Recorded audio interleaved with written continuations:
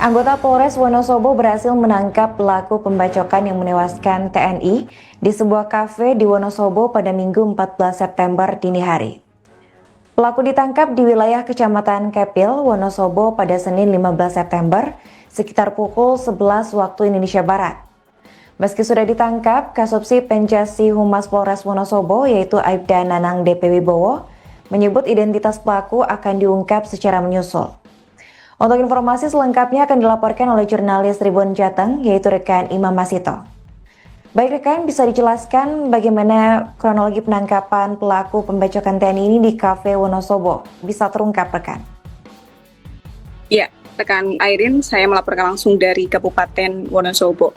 Ya, benar sekali terkait dengan pelaku pembacokan yang menewaskan seorang anggota TNI di Kabupaten Wonosobo ini, yang mana kejadian pembacokan yang terjadi pada hari kemarin atau hari Minggu, tepatnya di Kafe Desa Jolontoro, Kecamatan Sapuran, Kabupaten Wonosobo ini berhasil ditangkap. Ya, informasi ini dibenarkan oleh Kasubsi Penjasi Humas Polres Wonosobo, yakni Aibda Nanang Wibowo saat dikonfirmasi wartawan pada siang hari ini. Ya, beliau menyampaikan dan juga membenarkan bahwa penangkapan pelaku dari pembacokan terhadap korban yang merupakan seorang anggota TNI ini sudah berhasil dilakukan, yakni pada siang hari tadi sekira pukul 11 waktu Indonesia Barat. Namun memang dari Polres Wonosobo belum bisa menjelaskan secara detail bagaimana kronologi maupun identitas dari pelaku.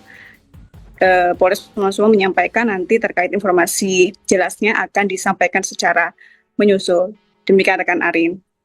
Rekan, bisa dijelaskan berapa orang yang berhasil diamankan polisi dalam operasi penangkapan ini rekan? Ya, rekan Arin, terkait dengan jumlah pelaku yang ditangkap pada hari ini memang belum ada keterangan pasti, namun dari video yang beredar di sosial media memang penangkapan ini sudah dilakukan di sebuah rumah di wilayah Kecamatan Kepil, Kabupaten Wonosobo sekira pukul 11 waktu Indonesia Barat siang hari ini.